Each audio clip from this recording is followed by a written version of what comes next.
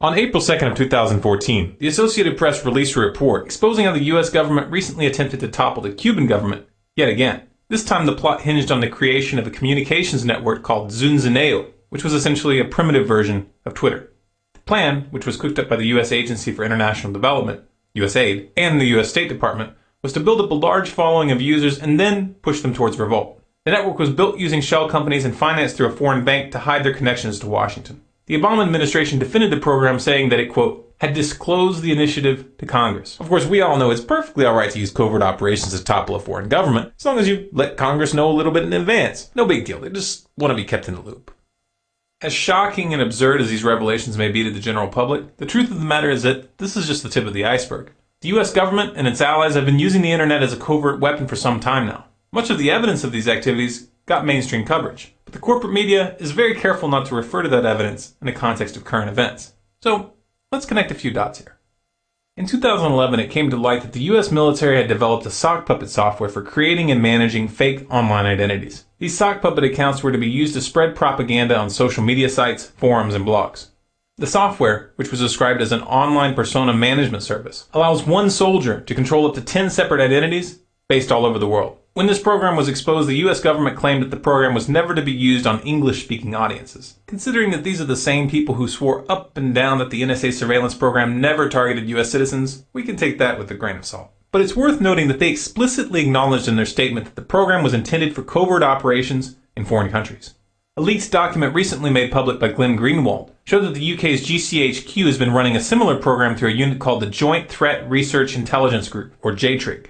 According to the documents, JTRIG relies on two primary tactics. One, the injection of false material into the internet in order to destroy the reputation of its targets. And two, the use of social sciences and other techniques to manipulate online discourse and activism towards desired outcomes. Among the methods promoted in the document were false flag operations, posting material to the internet and falsely attributing it to someone else, fake victim blog posts pretending to be a victim of the individual whose reputation they want to destroy, posting, quote, negative information on various forums, luring targets into sexual encounters in order to destroy their reputations, sending emails and text messages to the target's friends, neighbors, and coworkers, and, quote, crafting messaging campaigns to go viral.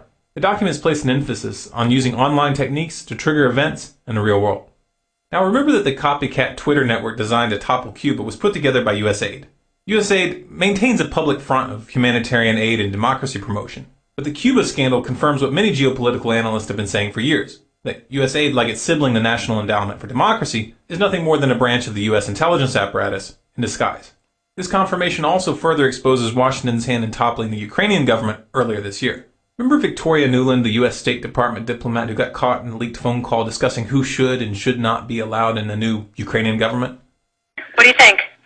I think we're in play. The Klitschko piece is obviously the complicated electron here, especially the announcement of him as deputy prime minister. And you've seen some of my notes on the troubles in the marriage right now, so we're trying to get a read really fast on where he is on this stuff. But I think your argument to him, which you'll need to make, I think that's the next phone call we want to set up, is exactly the one you made to Yachts. And I'm glad you sort of put him on the spot on where he fits in this scenario. And I'm very glad he said what he said in response. Good. So I don't think Cleach should go into the government. I don't think it's necessary. I don't think it's a good idea. Yeah, I mean, I guess you think, in terms of him not going into the government, just let him sort of stay out and do his political homework and stuff. I'm just thinking, in terms of sort of the process moving ahead, we want to keep the moderate Democrats together. The problem is going to be Tony Book and his guys. And, you know, I'm sure that's part of what Yanukovych is calculating on all of this. I think Yachts is the guy who's got the economic experience, the governing experience. He's the guy, you know, what he needs is Cleach and Tony Book on the outside. He needs to be talking to them 4 times a week, you know. I just think Cleach going in, he's going to be at that level working for Yatsenyuk. It's just not going to work. Yeah, no, I think that's right. Okay. In December of 2013, that same Victoria Nuland made a speech at the U.S.-Ukraine Foundation, in which she talked about how the U.S. government had invested over $5 billion in Ukraine since 1991 to strengthen democracy. as they build democratic skills and institutions, as they promote civic participation and good governance, all of which are preconditions for Ukraine to achieve its European aspirations. We've invested over $5 billion to assist Ukraine in these and other goals that will ensure a secure and prosperous and democratic Ukraine. She also specifically highlighted the important role that the U.S.-Ukraine Foundation played in achieving their objectives. The support of the people in this room is absolutely essential. We thank you for all you are doing. We thank you for your partnership all these years, and we look forward to continuing to stand shoulder to shoulder with you as we take Ukraine into the future that it deserves. Her statements, taken on their own, aren't incriminating. However, if you go to the U.S.-Ukraine Foundation's website, you'll find that many of their programs are funded and run by the U.S. State Department and USAID. Now remember, this is the same USAID that just got caught attempting to topple Cuba. And USAID's connections to the Ukrainian coup don't end there. It just so happens that Larry Diamond, the executive producer of the I Am Ukrainian video that went viral at the height of the crisis in Kiev, isn't just a member of the Council on Foreign Relations and a National Endowment for Democracy and an advisor for the U.S. State Department. His public profile also mentions that he's worked as a consultant for USAID. That's interesting, isn't it? Let's connect a few more dots, shall we? Remember that drama in March where Liz Wall quit RT News on air to protest their coverage of the events in Ukraine? It created quite the stir, even among activists who are usually critical of U.S. foreign policy. That event was staged. A neocon think tank called the Foreign Policy Initiative knew the stunt was about to happen and began tweeting out hints 20 minutes in advance.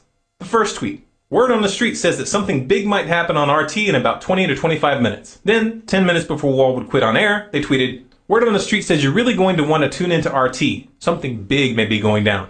And finally, at 5:26 p.m., at the very moment that Wall quit, the Foreign Policy Initiative's Twitter account broke the news. RT anchor resigns on air. She cannot be part of a network that whitewashes the actions of Putin. Remember our little friend Victoria Nuland? Just so happens that her husband, Robert Kagan, sits on the board of directors for the Foreign Policy Initiative. Wow. What a coincidence. An organization that Victoria Nuland's husband controls launches a smear campaign against RT at a time when RT is one of the few major outlets broadcasting her leaked audio. And you almost get the impression that there might be a connection there. Robert Kagan also serves on the U.S. State Department's Foreign Affairs Policy Board, and he co-founded the Project for the New American Century with William Crystal, who also sits on the board of the Foreign Policy Initiative. Do a little research into the Project for a New American Century if you want to really dig up some interesting connections. All just coincidences. I'm sure it's also just a coincidence that James Kirchik, who happens to be a member of the Foreign Policy Initiative, released an exclusive interview with Liz Wall on the Daily Beast just 1 hour after her choreographed stunt. Here's James and Liz posing together in a freedom selfie. The Liz Wall stunt was a fairly benign example of social media being used to manipulate public opinion. To really understand how far these kinds of psychological operations are taken, we need to step back to February 20th when a video went viral showing snipers shooting protesters in Kiev. Almost everyone assumed that these were Ukrainian government forces firing the shots, but they weren't. The following phone conversation between EU Foreign Policy Chief Cathy Ashton and Estonia's Foreign Minister Urmas Paet, which was leaked to the public on March 5th, makes this very clear. Yeah. So that he has some sort of, how to say, trust among all these Maidan people and civil society. And second, what was quite disturbing, the same Olga told that, well, all the evidence shows that people who were killed by snipers from both sides, among policemen and people from the streets, that they were the same snipers killing people from both sides. Well, that's, yeah. So that, and then she also showed me some photos. She said that as medical doctor, she can, say that it is the same handwriting, the same type of bullets, and it's really disturbing that now the new coalition, that they don't want to investigate what exactly happened, so that there is now stronger and stronger understanding that behind snipers, it was not Yanukovych, but it was somebody from the new coalition. It doesn't take a rocket scientist to figure out that the only parties who benefit from shooting both police and protesters at the same time are those who are working to topple the Ukrainian government.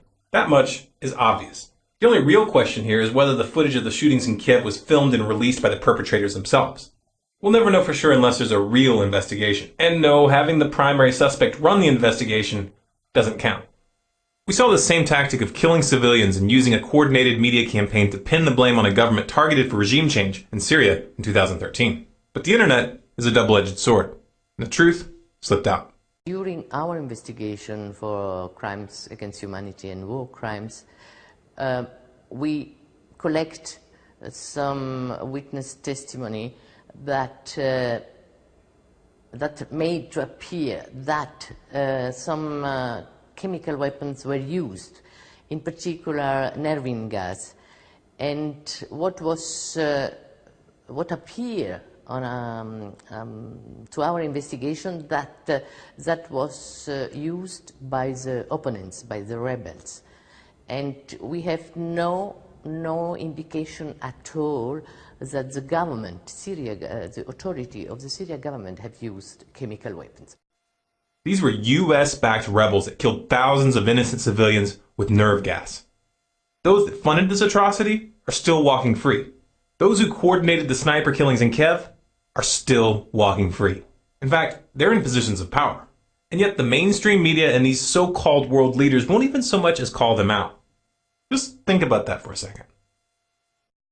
Front group sock puppets, public relations stunts, and outright murder. That's how Washington and its allies topple governments and manipulate public opinion in the age of the internet. But make no mistake, this is not new. I thought that it was a matter of real concern that planted stories intended to serve a national purpose abroad came home and were circulated here and believed here, because this would mean that the CIA could manipulate the news in the United States by channeling it through some foreign country. And we're looking at that very carefully. Do you have any people being paid by the CIA who are contributing to a major circulation American journal? We do have people who submit pieces to two American journals. Do you have any people paid by the CIA who are working for television networks? This, I think, gets into the kind of getting into the details, Mr. Chairman, that I'd like to get into in executive session. At CBS, we had been contacted by the CIA. As a matter of fact, by the time I became the head of the whole news and public affairs operation in 1954, ships had been established, and I was told about them and asked if I'd carry on with them. Do you have any people being paid by the CIA who are contributing to the national news services, AP and UPI? Well, again, I think we're getting into the kind of detail, Mr. Chairman, that I'd prefer to handle in executive session. If you're tired of the mainstream media's lies and you'd like to see those lies broken down with well-researched and well-documented articles and videos on a regular basis, go to our website, scgnews.com. There you can sign up for email updates if you'd like to receive an email notification when new content is added to the site, or look up SCG News and Storm Clouds Gathering on Facebook, Twitter, and Google+. And don't forget to subscribe to this channel, Storm Clouds Gathering, on YouTube.